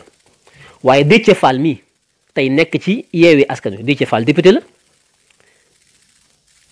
àndatul ak ñoom ba muy nekk député ci lu mu ko nekkee woon Déthié Fall ba muy nekk député ci coalition Idy la ko nekkee ba nekk député waaye ba mu nekkatul ak Idy créé parti am ànd ak Yewwi Askan Wi ba léegi dafa garder poste député bi xamul tax parce que ci coalition la faloo woon kon coalition bii ñuy taxawal mu Yewwi Askan Wi nañu xool bu baax ñi ñuy tànn suba parce que kuñ fi tànn te muy nekk traître nekk lâche bu ñu tànn ko ba mu falu député bu ëllëgee mën na koo jaay Macky Sall te day continuer nekk député ndax ci coalition la faloo bu fekkee ne woon ci parti politique la faloo du mën a dem ndax buy dem di ñàkk député bi waaye comme ci coalition la faloo bu ëllëgee bu ngeen juumee ba investir ñenn ñi dañuy jaay poste yëpp Macky Sall ñëwaat nag léegi nag contrôler encore assemblée bi loi góor jigéen ñi benn du jàll 2024 mu samp ndëndëm ne candidat la li ma leen di wax lii du ngeen ko dégg fenn fii ngeen koy njëkk a déggee li ma leen di wax dem leen ngeen vérifier ko affaire du député du caaxaan assemblée nationale du caaxaan du golo gu jóg naan damay dem assemblée c'est le panthéon de la république assemblée c'est un lieu par excellence où il faut maîtriser toutes les arcanes de la vie politique il faut maîtriser toutes les arcanes les ficelles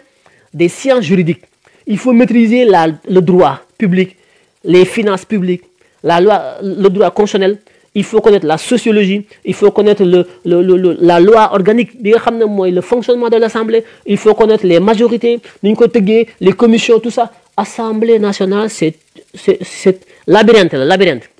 Maanaam pax la moo xam ne paxum kaña moo xam ne pax bi am na duggukaay waaye pax mi xamoo fu muy jeexee da nga dugg ci biir pax mi ba yàgg mu am ay yeneen i pax nga dugg ci pax moom mu génne yeneen i pax ay pax yoo xam ne amuñu limite xamoo fu muy jeexee xamoo fu muy génnee loolu mooy assemblée kenn du fa tàbbal n'importe qui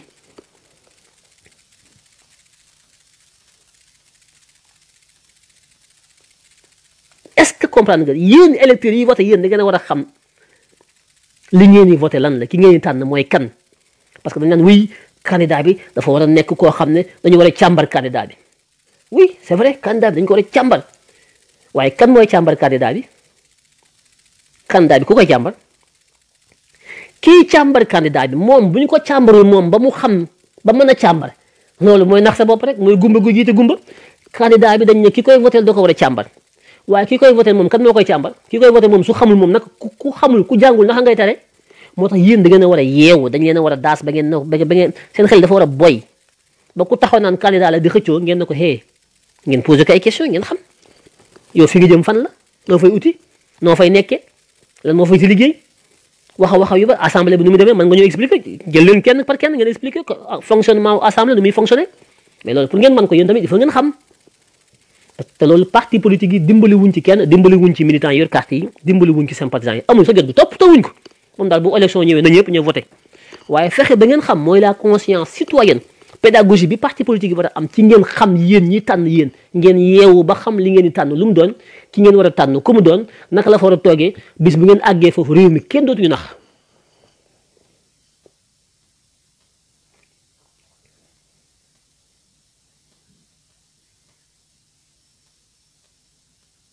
pouvoir bi yéen la yéen vous êtes le pouvoir c'est pas les partis politiques pouvoir bi du Ousmane Sonko du Pastef du Khalifa Sall du PUR du kenn pouvoir bi yéen askan wi la seen bëgg-bëgg du ngeen ko taxawee xam ko taxaw ci ñu fekk ci leen ci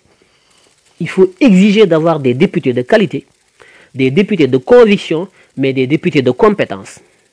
qualité conviction compétence c'est important lii selon les critères mooy critères yi waaye bu ñu ko bëggee saam di ko séddoo ci ay parti tànnuñu xooluñu te toujours ce sont les mêmes Pastef gi nga xam ne moom laa ci gën a miin c'est toujours les mêmes ah bu ñëwee day xool c'est toujours les mêmes qui vont venir maanaam ñi fi nekkoon ci Pastef ba léegi c'est toujours les mêmes qui vont revenir boo demee taxawu Ndakaaru c'est toujours les mêmes PUR c'est toujours les mêmes waaw amuñu esprit d'innovation ils vont toujours essayer de choisir toujours les mêmes personnes toujours ce sont les mêmes personnes ça ne roule pas ça ne tourne pas loolu tamit c'est un problème c'est un problème. Il faut permettre aux partis de respirer, la respiration périodique, c'est important. Nul n'est indispensable. Oui, moi, si c'est pas moi, si je ne suis pas... Non, non, non. Tu fais ton truc et puis tu avances. Si tu peux revenir, tu reviens.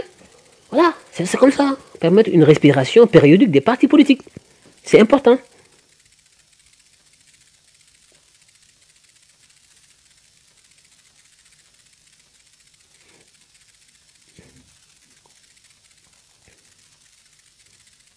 Oui, en deçà de il ne faut pas qu'il tombe dans ça.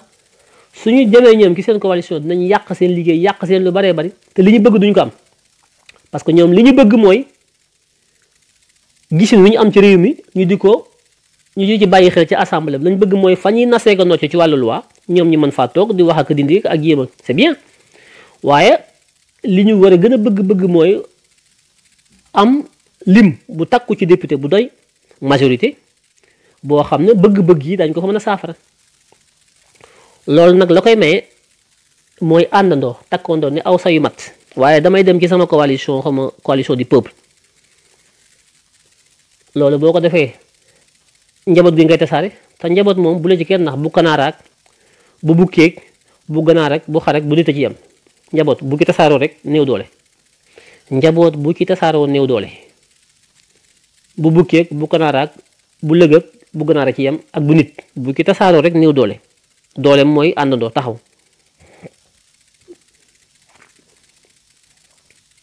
kon soyez exigeants yéen électeurs yi ak boor bu ngeen mënti nekk parti bu ngeen mënti bokk am leen exigence ci ñi nga xam ne ñoom lañu responsabiliser ci parti yi ñu fàtte seen bopp fàtte seen parti yi des fois di xalaat l'intérêt général te génn ci carcan boobu parce que toog fi nga toog en tant que parti sédd sa bopp sédd te yow li nga sédd sa bopp yëpp nit ñi ñoo koy valider nit ñi ci biti nga xam ne faale wu leen ba ngay tànn faale wu leen ñoom ñooy valider loolu parce que ñoom ñooy voté nga tànn li nga tànn ba noppi nag ñu sanctionné la yow ne la diw mi duñ ko voté parce que liste bi diw ak diw mi ñu ci def man du ma leen voté day am nga tànn ay nit ba noppi population bi lànk doonte yaa ngi ñoom a ànd de yéen a bokk Yewwi Askan Wi waaye diw mi nga tànn ak diw mi tax na man du ma leen voté ba lay sanctionné waaw day am kon dinañ ci dikkaat gën ko leeral waaye jamono bi may wax ak yéen li gën a jàmp mooy ngeen dem bindu ci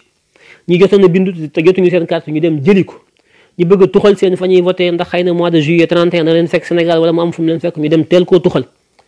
ñi bëgg a changer adresse ak yëpp ñu xool woote ci consulat yi ñu nekk diaspora bi ñu nekk bi Sénégal commission administrative commission de révision administrative yi ngeen voté dem yëkkati ñëpp uti yi këyit yi ngeen war a am dem taxaw am ci am parlu ak taxaw temm def li ngeen war a def am fulla ba bu ëllëgee kenn du ne ah man de réccu naa lu taxoon binduwuma lu taxoon lii parce que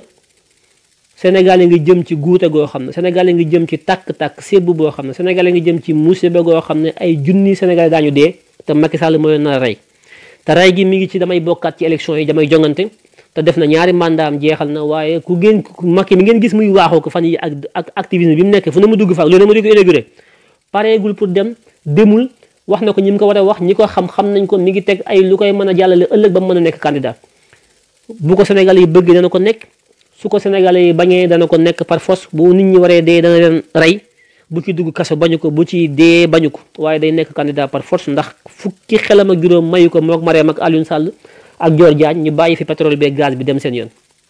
li ma leen wax lu leer naññ la lenn képp mooy tax Macky Sall amaat sikk sàkk ci bañ a bokk ci élection yi mooy assemblée bii nga xam ne moom lañu war a yeesal fii ak ñeenti weer muy député yi ñu xañ ko ba nga xam ne du amati majorité loolu moom bu amee moom dana jéemaat sax du bàyyi de dana tax bu ñu ko noppee mu jël alal ju bari dugal ko ci assemblée bi pour jéem a jënd député yi opposition bi Yewwi Askan Wi moo tax ma ne ñii tànn nañu xam bu ñu nekk député PDS ba Guédiawaye ba léegi góor googu sant Dieng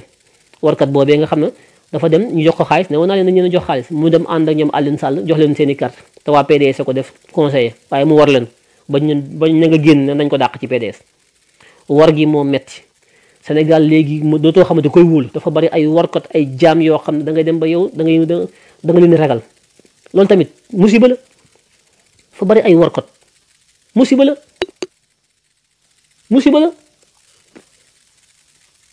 kon daal mbir mangoog ñoo ko déggandoo na ñëpp taxaw na ñëpp jóg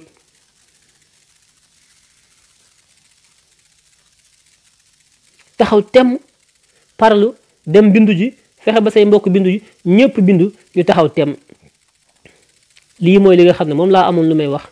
pour wàllu élection bi daan ci ñëwaat mbindu bi moom jot na bis na ko tey bu kenn naan suba gannaaw suba am naa jot comme ñaar fukki fan la fii ak semaine prochaine bàyyi leen yooyu sénégalais yi bàyyi leen di yéex a jóg sénégalais yi bàyyi leen di yéex a jëf sénégalais yi bàyyi leen di xaar ba bus yi mujj yi ngeen di jox di buuxante xuloo ko xeex ak saagante sénégalais yi dee leen teel a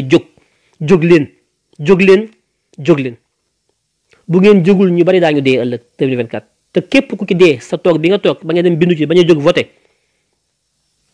yàlla dana la ko laaj góor jigéen gi nar a law ci réew mi bu Macky Sall gañewaatee assemblée bi da nga ci am responsabilité bu rëy ci kanamu yàlla ndax élection yi ñu dëgmal tànn député yi ñu war a yeesal ñoom ñoo taxawoon lànk na du ñu voté loi bi daan góor jigéen ci réew mi kon député Macky Sall yépp ay góor jigéen lañ ñoom ñëpp waa léegi ñun bu ñu bañee góor jigéen ci réew mi seen kilifa diine yi bañ ko bind teg ñëpp teg réew mi ñu ëpp ci réew mi ne bëgguñu góor jigéen ay député Macky Sall Benno Bokk Yaakaar góor jigéen taxaw lànk na ñoom duñu daan góor jigéen seen mandat tombeek seen mandat jeex na léegi mandat bi jeex na juróomi at yi jeex na dañ ko war a yeesal sénégalais yi war a tànn ndax yéen bu ëllëgee ay góor jigéen député ngeen tànn wala déet képp ku ci bañ góor jigéen demal nga bindu ci léegi yor sa carte ndax boo amul carte mënoo wote te bindu bi tàmbali na tey ñaar fukki fan lay am bu weesoo kenn mënatu la bindu kenn mënta am carte kenn mënta voté te su boobaa yow ci ñiy suuxat góor jigéen ci réew mi nga bokk te danga ko lay ak sa borom li may wax ni lu leer nañ lay wax nag ndax campagne bi ñu jëm campagne góor jigéen la campagne bii député yii fee ñeenti weer élection yi campagne ñi ànd ak góor jigéen ñi la ak campagne ñiy xeex góor jigéen amul beneen thème député yi ñëwuñu fi pour di defal ay tali ay wàññi ceeb ak diwlin loolu seen liggéey mooy di defar di voté ay loi te ku ne loi ne yoon mooy tere mooy digle yoon mooy sàmm jikko yoon moo naan lii baaxul ku ko fi def ñu daan la yoon moo naan lii baax na loolu mooy liggéeyu député yooyu lañ war a tànn yeesal leen te góor jigéen dañ koy xeex ci réew mi yow mi bañ góor jigéen boo bindu jiwul ba mbir mi weesu mënoo wote da nga taxaw ki sa kanamu borom lay ko te doo jóg gi siraat te layoo loolu góor jigéen musiba da yàq am réew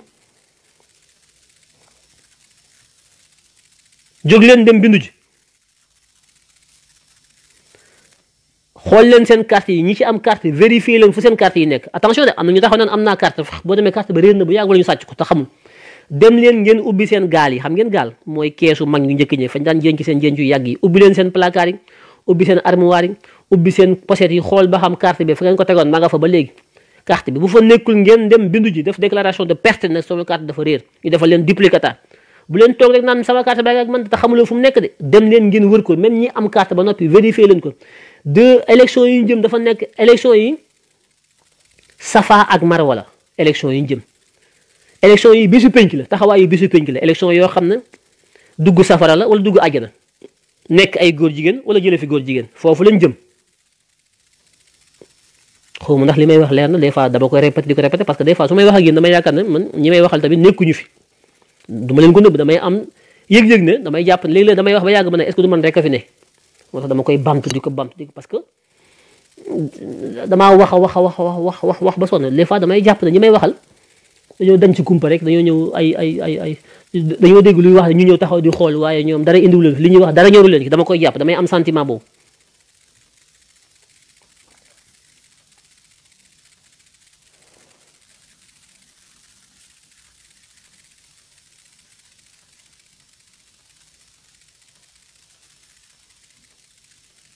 Le consulat de Paris a reporté la date de tous les rendus de pièces d'identité au 31.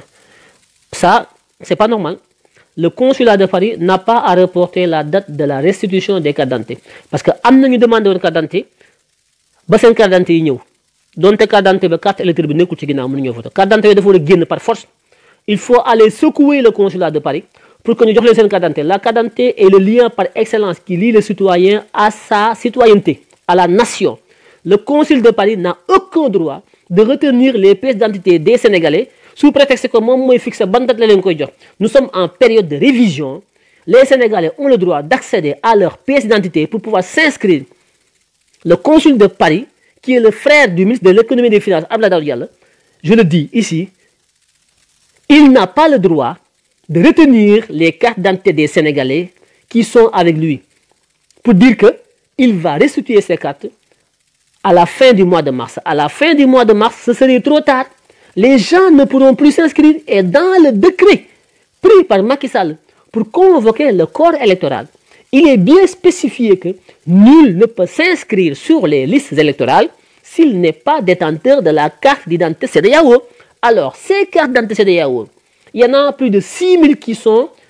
entre les mains du consul général du Sénégal à Paris. Si ce dernier n'a pas le droit de les confisquer, de les garder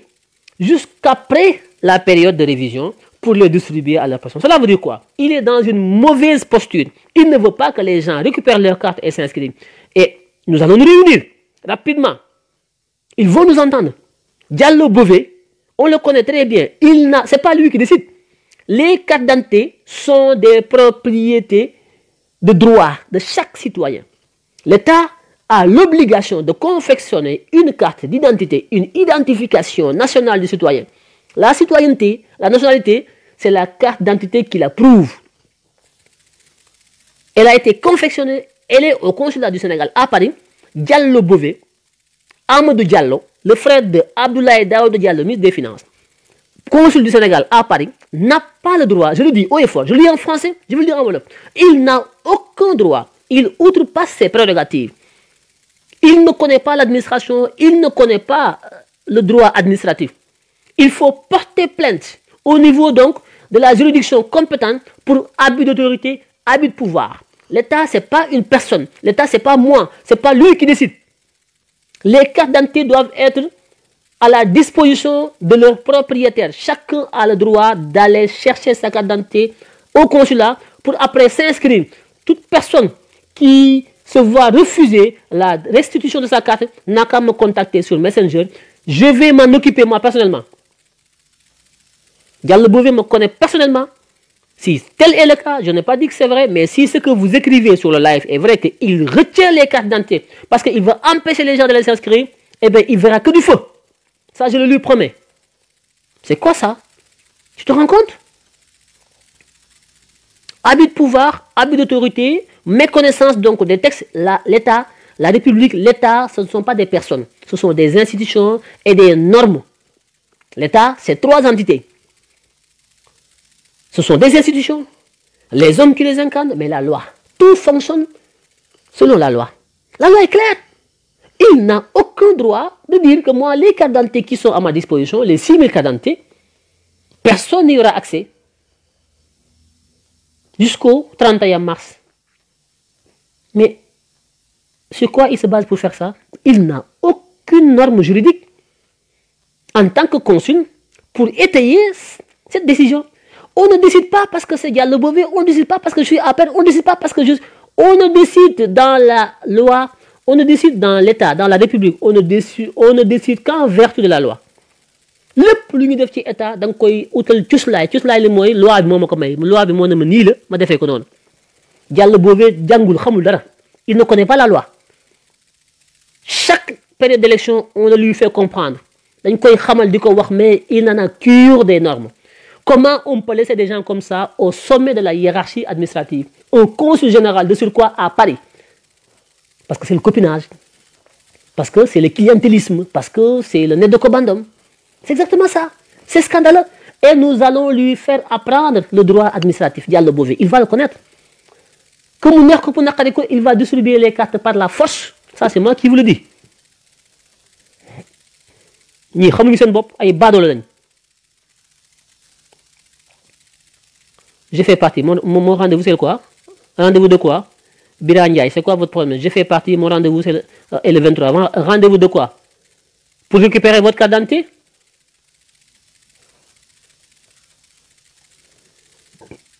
J'ai pas compris. Pour récupérer votre carte d'identité.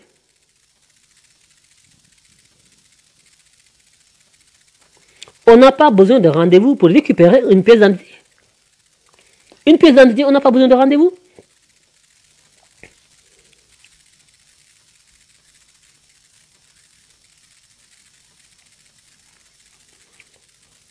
Vous n'avez pas besoin de rendez-vous pour récupérer une pièce d'identité.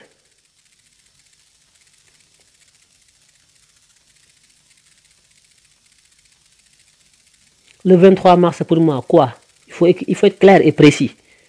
Il faut dire le 23 mars pour moi, quoi? Pour déposer pour vous inscrire ou bien pour récupérer votre carte d'identité. Il faut être précis dans l'information.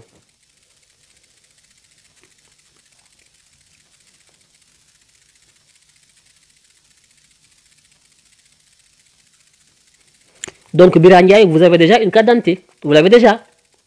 Votre carte d'identité est là-bas. Eh bien, le rendez-vous, vous l'avez pris où? Sur Internet? Qui vous a donné rendez-vous?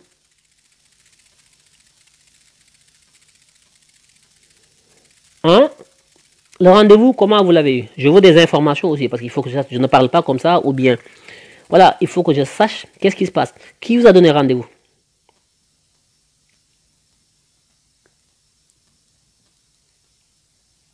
C'est par Internet ou c'est quelqu'un là-bas qui vous donne rendez-vous?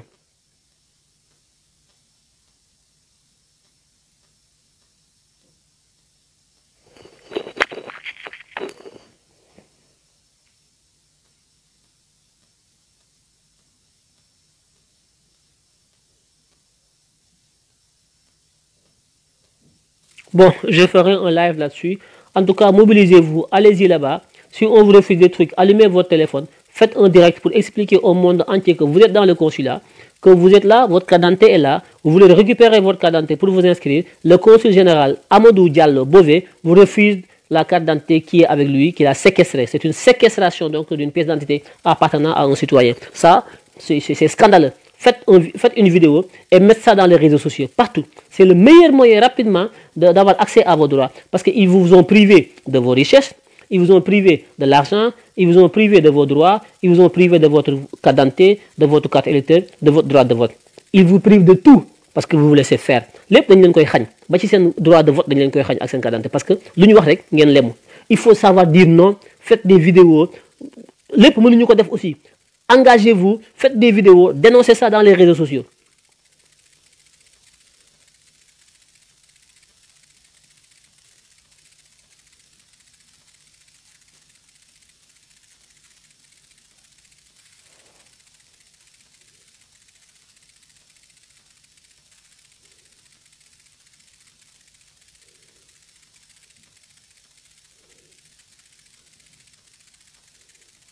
Ils n'ont pas le droit. Il y a une date normale, il raye cette date pour mettre une autre date. C'est de la tricherie ça. En plus, vous avez des papiers, vous avez des pièces. Mais ça, vous avez des documents. Et c'est grave ça. Rassemblez vos documents, envoyez-moi tout ça sur Messenger, envoyez-moi tous vos documents là. Tous vos rendez-vous là, et tout ça, envoyez-moi tout ça. Ils vont voir que du feu. Ce sont des faussaires. Ce sont des gens, ils ne sont pas sérieux, ils ne connaissent pas l'administration. C'est extrêmement grave. Non, je vais saisir l'opposition. Les partis politiques, ils seront saisis. Ils sont pareils. Parce que quelqu'un connaît un calcul. C'est ça le Sénégal. Ils ne foutent rien. Les partis politiques ne font rien. Parce que les Sénégalais aussi, c'est comme, c'est un pays de la poto. Personne ne fait rien. Tu ne peux pas être partout, tout faire. C'est difficile.